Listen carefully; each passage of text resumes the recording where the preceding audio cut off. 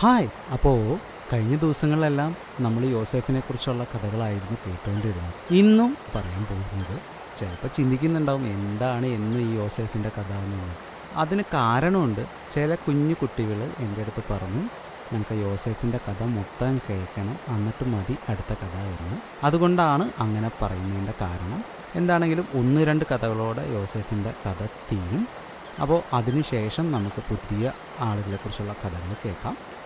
അപ്പോൾ ഇന്ന് നമ്മൾ ഇപ്പോൾ പറയാൻ പോകുന്ന കഥയിൽ യോസേഫിൻ്റെ ബ്രദേഴ്സിൻ്റെ അടുത്ത്, യോസേഫിൻ്റെ സഹോദരന്മാരുടെ അടുത്ത് താൻ യോസേഫാണ് എന്നുള്ളത് വെളിപ്പെടുത്തി അവരുമായിട്ട് സംഭാഷണവും കാര്യങ്ങളും എല്ലാം നടത്തി അവരെ ചുംബിച്ചു.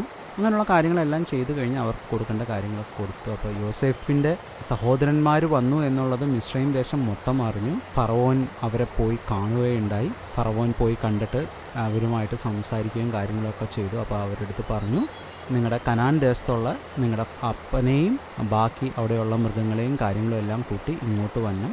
കാരണം ഞാനിവിടെ ഈ മിസ്രയീം ദേശത്ത് യോസേഫിനെ അധികാരിയാക്കി വെച്ചിരിക്കുകയാണ്. യോസേഫ് ഉള്ളതുകൊണ്ടാണ് ഇങ്ങനെ ഈ കാര്യങ്ങളെല്ലാം ഇത്ര ഭംഗിയായിട്ട് പോകുന്നത്. അതുകൊണ്ട് യോസേഫിൻ്റെ അപ്പനും ബന്ധുമിത്രാദികളും എല്ലാവരും ഇങ്ങോട്ട് വരണം. ഇവിടെ നിങ്ങൾക്ക് ഞാനൊരു സ്ഥലവും കാര്യങ്ങളും എല്ലാം തരാം എന്നുള്ള രീതിയിലെല്ലാം ഫറവോൻ യോസേഫിൻ്റെ ചേട്ടന്മാരോട് പറഞ്ഞു. അങ്ങനെ അവർക്ക് വേണ്ട ആഹാരങ്ങളും എല്ലാം കൊടുത്ത് കഴുതപ്പുറത്ത് കയറ്റി അവരെ വിട്ടു. അപ്പോൾ അങ്ങനെ അവർ അവിടുന്ന് പോയി. അവർ യാത്ര ചെയ്ത് കഴിഞ്ഞ് അവിടെ കനാൻ ദേശത്തെത്തി, വീട്ടിലെത്തി കഴിഞ്ഞപ്പോൾ ഉണ്ടായ സംഭവങ്ങളെല്ലാം യോസേഫിൻ്റെ അപ്പനായിട്ടുള്ള യാക്കോബിൻ്റെ അടുത്ത് പറഞ്ഞു. യാക്കോബ് ഇത് കേട്ട് കഴിഞ്ഞപ്പോൾ യാക്കോബിന് ഭയങ്കര ഞെട്ടലുണ്ടായി. ഈ മക്കൾ വന്ന് യോസേഫിനെ കണ്ട കാര്യങ്ങളും യോസേഫിനെ മിസ്രയീമിൻ്റെ അധിപതിയാക്കി വെച്ചിരിക്കുന്ന കാര്യങ്ങളെല്ലാം പറഞ്ഞപ്പോൾ നമ്മുടെ യാക്കോബിന് അത് വിശ്വസിക്കാൻ പറ്റിയില്ല. അവൻ ഞെട്ടിയിരുന്നു തന്നെയല്ല, അവനത് വിശ്വസിച്ചില്ല. അപ്പോൾ യാക്കോബ് വിശ്വസിക്കാണ്ടിരിക്കാനുള്ള കാരണം ഉണ്ടായിരുന്നു. കാരണം വർഷങ്ങൾ മുന്നേ സംഭവിച്ച കാര്യമാണ്. യോസേഫിനെ മൃഗം വന്ന് കൊന്നു കാര്യങ്ങളെല്ലാം ഇവർ കള്ളം പറഞ്ഞത് യാക്കോബ് വിശ്വസിച്ചു. അതുകൊണ്ടാണ് ഇവർ പറഞ്ഞപ്പോൾ യോസേഫ് ജീവനോടെ ഉണ്ട് എന്ന് പറഞ്ഞപ്പോൾ യാക്കോബിന് വിശ്വസിക്കാൻ സാധിച്ചില്ല. പക്ഷേ വെളിയിൽ വന്ന് കാര്യങ്ങൾ നോക്കിക്കഴിഞ്ഞപ്പോൾ യോസേഫ് അവിടെ കഴുതകളെ എക്സ്ട്രാ കൊടുത്തിട്ടുണ്ട്, ഇവരെ കൊണ്ടുവരാൻ വേണ്ടിയുള്ള സാധനങ്ങൾ കൊടുത്തു വിട്ടിട്ടുണ്ട്. ഇതൊക്കെ കണ്ടു കഴിഞ്ഞപ്പോൾ യാക്കോബിന് ഒരു ഞെട്ടലുണ്ടായി. അപ്പോൾ ഇവിടെ നമ്മൾ മനസ്സിലാക്കേണ്ട ഒരു കാര്യമുണ്ട്. നമ്മുടെ ജീവിതത്തിൽ നമ്മൾ ഏതൊക്കെ അവസ്ഥയിലായിരിക്കുമ്പോഴും നമ്മൾ ഉള്ള കാര്യം, മക്കളുള്ള കാര്യം ഉള്ളതുപോലെ മക്കളുടെ മാതാപിതാക്കളുടെ അടുത്ത്, മക്കളുടെ ചേട്ടന്മാരുടെ അടുത്ത് ആരോടും ആര് ചോദിച്ചാലും നമ്മൾ സത്യം പറയാണ്ട് നമ്മൾ കള്ളം പറഞ്ഞു കഴിഞ്ഞ് കഴിയുമ്പോൾ ആ കള്ളം എന്നെങ്കിലും ഒരു കാലത്ത് വെളിപ്പെട്ട് വരും. അപ്പോൾ ഇവിടെ ഇങ്ങനെ ഇവർ ചെയ്ത കള്ളത്തരം ഈ അപ്പൻ്റെ മുന്നിൽ വെളിപ്പെട്ട് വന്നപ്പോൾ അപ്പനത് അംഗീകരിക്കാൻ പറ്റുന്നില്ല. കാരണം അപ്പൻ്റെ ചിന്തയിൽ യോസേഫ് മരിച്ചുപോയി എന്നുള്ളതാണ് അപ്പൻ ചിന്തിച്ചു വെച്ചിരിക്കുന്നത്. പക്ഷേ യോസേഫ് മരിച്ചിട്ടില്ല. യോസേഫ് മിസ്രയീമിലാണ് ഉള്ളത് എന്ന് ഇപ്പോൾ പറഞ്ഞപ്പോൾ അപ്പന് വലിയ ഞെട്ടലാണ്. ഒന്ന് ചിന്തിച്ചു നോക്കി, ഇത്രയും കാലം ഈ മോനില്ല, ഈ മോൻ മരിച്ചുപോയി എന്നുള്ള സങ്കടത്തിലിരിക്കുന്ന ഒരാളുടെ അടുത്ത് ചെന്നിട്ട് പറയുകയാണ്, അപ്പാ യോസേഫ് ജീവനോടെ ഉണ്ട്, അവൻ മിസ്രയീമിൻ്റെ അധിപതിയായിട്ടിരിക്കുകയാണ്, അവനാണ് അന്ന് ഞങ്ങളെ പിടിച്ചതും ചെയ്തതും കാര്യങ്ങളൊക്കെ പറഞ്ഞു കഴിയുമ്പോൾ ശരിക്കും ഞെട്ടിപ്പോവുള്ളൂ. ആരാണെങ്കിലും, യാക്കോബിൻ്റെ സ്ഥാനത്ത് മക്കളാണെങ്കിലും ആരാണെങ്കിലും ഞെട്ടിപ്പോവുകയുള്ളൂ. അപ്പോൾ അങ്ങനെ പറഞ്ഞു കഴിഞ്ഞപ്പോൾ യാക്കോബിന് ഭയങ്കര ഞെട്ടലുണ്ടായി എന്ന് മാത്രമല്ല, യോസേഫ് ഈ യാക്കോബിനെ കൊണ്ടുവരാൻ വേണ്ടി രഥങ്ങളൊക്കെ അയച്ചിട്ടുണ്ടായിരുന്നു. ഓക്കെ, അപ്പോൾ രഥങ്ങളൊക്കെ കണ്ടു കഴിഞ്ഞപ്പോൾ യാക്കോബിന് കുറച്ച് കാര്യങ്ങളിലൊക്കെ ഒരു വ്യത്യാസം വന്നു. അങ്ങനെ മതി, എൻ്റെ മകൻ യോസേഫ് ജീവനോടെ ഇരിപ്പുണ്ട്. ഇതൊക്കെ കണ്ടു കഴിഞ്ഞപ്പോൾ അവസാനം യോസേഫ് ജീവനോടെ ഉണ്ടെന്നുള്ളത് യാക്കോബിന് മനസ്സിലായി. ഞാൻ മരിക്കുന്നതിന് മുൻപ് എനിക്ക് അവനെ പോയി കാണണം. അപ്പോൾ ആ അപ്പന് എത്രമാത്രം ആഗ്രഹം ഉണ്ടാവുമെന്ന് നോക്കി. ഇത്രയും കാലം ഈ മകനെ കാണാണ്ട്, ഈ മകൻ ഇല്ലാണ്ട്, അതും അപ്പനെ ഏറ്റവും ഇഷ്ടപ്പെട്ട മകനാണ്. അതാണ് നമ്മൾ ആദ്യം തൊട്ടേ കണ്ടത്. അപ്പനിഷ്ടമുള്ള മറ്റു മക്കൾക്ക് കൊടുക്കാത്ത ഡ്രസ്സും കാര്യങ്ങളൊക്കെ ഈ മോന് കൊടുത്തു. ഇതെല്ലാം ചെയ്തപ്പോൾ അപ്പൻ അത്രമാത്രം ആ മകനെ ഇഷ്ടപ്പെട്ടു എന്നുള്ളത് അതിൽ നിന്ന് വ്യക്തമായിരുന്നു. അങ്ങനെയുള്ള മകൻ മരിച്ചു പോയി എന്ന് അപ്പൻ ചിന്തിച്ചു ഇവർ പറഞ്ഞത് പ്രകാരം.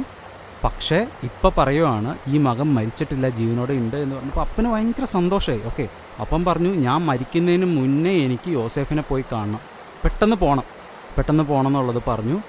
അങ്ങനെ ആ കനാൻ ദേശത്ത് യാക്കോബിനുണ്ടായിരുന്ന എല്ലാ കാര്യങ്ങളും യാക്കോബ് എടുത്തുകൊണ്ട് കനാൻ ദേശത്ത് നിന്ന് മിസ്രയീം ദേശത്തോട്ട് യാത്ര ആരംഭിച്ചു. പോകുന്ന വഴിയിൽ ഒരു സ്ഥലത്തെത്തിയപ്പോൾ, ബെർഷേബ എന്ന് പറഞ്ഞൊരു സ്ഥലത്തെത്തിയപ്പോൾ യാക്കോബ് ദൈവത്തിന് യാഗം കഴിച്ചു. അങ്ങനെ കാര്യങ്ങൾ ദൈവത്തിന് യാഗം കഴിച്ചു കഴിഞ്ഞപ്പോൾ ദൈവവുമായിട്ട് അവിടെ ഒരു കുറച്ച് കാര്യങ്ങൾ യാക്കോബ് സംസാരിക്കാനിടയായി. അപ്പോൾ ദൈവം പറഞ്ഞു, ഞാൻ നിൻ്റെ ദൈവമാവുന്നു, ഞാൻ നിന്നെ വലിയൊരു ജാതിയാക്കും എന്ന് ഈ ദൈവം യാക്കോബിൻ്റെ അടുത്ത് അരുളി ചെയ്തു.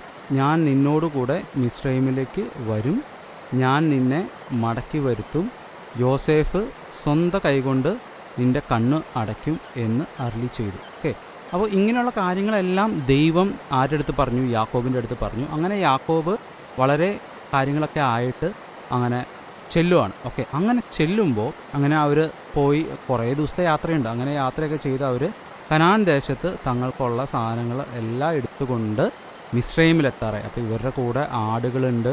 കനാൻ ദേശത്ത് വെച്ച് ഇവരുണ്ടാക്കിയ എല്ലാ കാര്യങ്ങളും, കയ്യിലെടുത്ത് കൊണ്ടുപോകാൻ പറ്റുന്ന എല്ലാ കാര്യങ്ങളും, അപ്പോൾ ആട്, മാട്, ആഹാരങ്ങൾ, ഡ്രസ്സ്, എല്ലാ സാധനമായിട്ട് ഒരു വലിയ കൂട്ടായിട്ടാണ് ഇവർ ചെല്ലുന്നത്. ഓക്കെ, മിസ്രൈമിൽ പോകുന്ന വഴിയിൽ വെച്ച് യാക്കോബ് യോസേഫിനെ കാണുകയാണ്. അപ്പോൾ കുറേ നാളത്തെ കാലങ്ങൾക്ക് ശേഷം യോസേഫിനെ കാണുന്നത്, അപ്പനും മകനും തമ്മിലുള്ള ആ ഒരു ബന്ധമുണ്ടല്ലോ. അപ്പോൾ മക്കൾക്ക് ഒരു ദിവസം അല്ലെങ്കിൽ 2 ദിവസം അല്ലെങ്കിൽ ഒരാഴ്ച മക്കളുടെ അപ്പനെയോ അമ്മയോ കാണാണ്ടിരിക്കുമ്പോൾ പിന്നീട് കാണുമ്പോൾ ഭയങ്കര സന്തോഷം ഉണ്ടാവില്ലേ? അവരെ കെട്ടിപ്പിടിക്കുക, അവരെ ഉമ്മ വയ്ക്കുക, അവരെന്തെങ്കിലും മേടിച്ചുകൊണ്ട് വന്നു നോക്കുക, ഇതൊക്കെ നമ്മൾ നോക്കില്ലേ?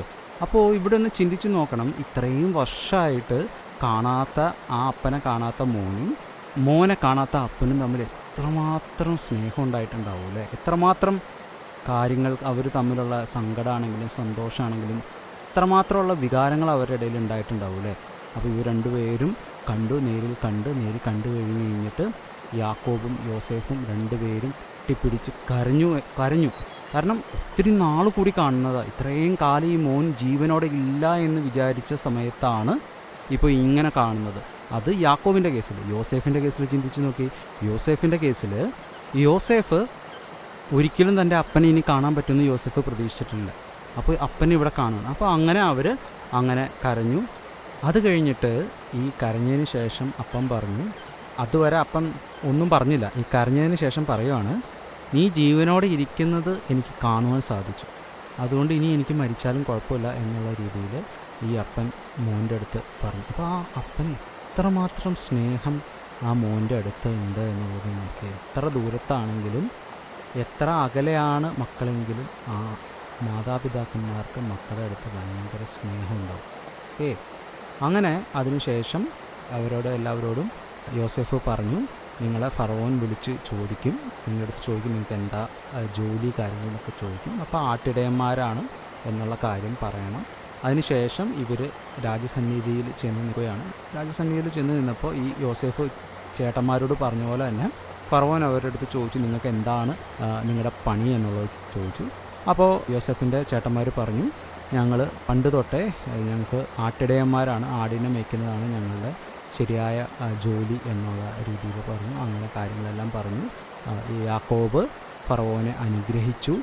അങ്ങനെ എല്ലാ കാര്യങ്ങളും ചെയ്തു. അപ്പോൾ ഫറവോൻ പറഞ്ഞു, എന്നാൽ നിങ്ങൾക്ക് താമസിക്കാൻ ഇവിടെ ഒരു സ്ഥലം തരാം. അങ്ങനെ ഈ യോസേഫിൻ്റെ കുടുംബത്തിലെ എല്ലാവർക്കും താമസിക്കാൻ വേണ്ടി മിസ്രൈമിൽ ഒരു സ്ഥലം ആക്കിക്കൊടുത്തു. അതിനുശേഷം പിന്നീട് ഈ യോസേഫിൻ്റെ ഭാര്യയെയും മക്കളെയും അവനെ കാണിക്കുന്നു. അങ്ങനെ അവർ സന്തോഷമായിട്ട് അവിടെ കഴിയുന്നു. പിന്നീട് യാക്കോബിൻ്റെ ഓരോ മക്കളെയും അവരുടെ കൊച്ചുമക്കളെയും എല്ലാം അവരെ അനുഗ്രഹിക്കുന്നു. അതിനെല്ലാം ശേഷം യാക്കോബ് മരിക്കുന്നു. കുറച്ച് കാലങ്ങൾ കഴിഞ്ഞ് യോസേഫും മരിക്കുന്നു. ഓക്കെ, അപ്പോൾ ഈ യോസേഫിൻ്റെ ജീവിതത്തിൽ എന്തൊക്കെ കാര്യങ്ങളാണ് ഉണ്ടായതെന്ന് ഒന്ന് ചിന്തിച്ച് നോക്കി. നമ്മൾ എന്തൊക്കെ കാര്യങ്ങളാണ് കഥയിൽ യോസേഫിൻ്റെ കേട്ടത്? നമ്മൾ കേട്ടത് ആദ്യം യോസേഫിൻ്റെ ജീവിതത്തിൽ എത്ര പേര്, കുടുംബത്തിൽ ചേട്ടന്മാർ എത്ര പേരുണ്ട്, അപ്പൻ്റെ സ്നേഹം, ചേട്ടന്മാർക്ക് യോസേഫിനോടുള്ള ദേഷ്യം, അതേപോലെ തന്നെ അതിനുശേഷം അവനെ പൊട്ടക്കിണറ്റിലിടാൻ നോക്കി, പൊട്ടക്കിണറ്റിലിടുന്നു. പിന്നീട് അവനെ ഇസ്മായേലിയർക്ക് വിൽക്കുന്നു. അവിടെ നിന്ന് പോത്തീഫറിൻ്റെ അടുത്ത് വരുന്നു. അവിടെ ജയിലിലാവുന്നു. ജയിലിൽ വെച്ച് അപ്പക്കാരനെയും പാനപാത്രവാഹകനെയും കാണുന്നു. പിന്നീട് ഫറവോന് സ്വപ്നം പറഞ്ഞു കൊടുക്കുന്നു. അങ്ങനെ വലിയ ഒരു അധികാരത്തിലോട്ട് യോസേഫ് എത്തുന്നു. പിന്നീട് ആ യോസേഫ് വഴി യോസേഫിൻ്റെ കുടുംബത്തിലെല്ലാവരും യോസേഫ് മൂലം നന്മ അനുഭവിക്കുന്നു.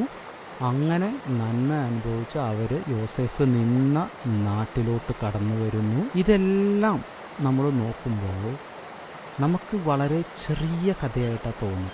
ഇതെല്ലാം ഒത്തിരി കാലങ്ങളെടുത്ത് സംഭവിച്ച കാര്യങ്ങളാണ്.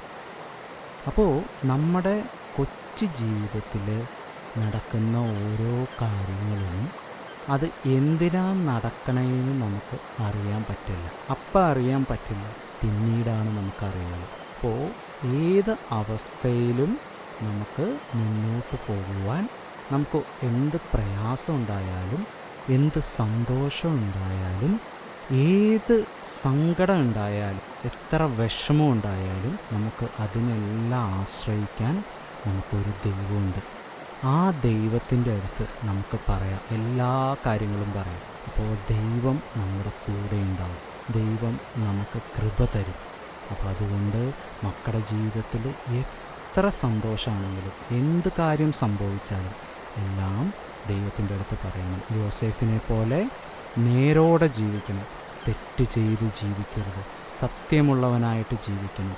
നിങ്ങളുടെ ജീവിതം കണ്ട മക്കൾ ദൈവത്തിൻ്റെ മക്കളാണെന്ന് പറയണം, മാതാപിതാക്കളെ അനുസരിക്കണം. ഓക്കെ, അപ്പോൾ ഇതായിരുന്നു യോസേഫിൻ്റെ കഥ. ഈ കഥ മക്കൾക്ക് ഇത്രയും ദിവസം കേട്ടിട്ട് ഇഷ്ടപ്പെട്ടു എന്ന് പ്രതീക്ഷിക്കുന്നു.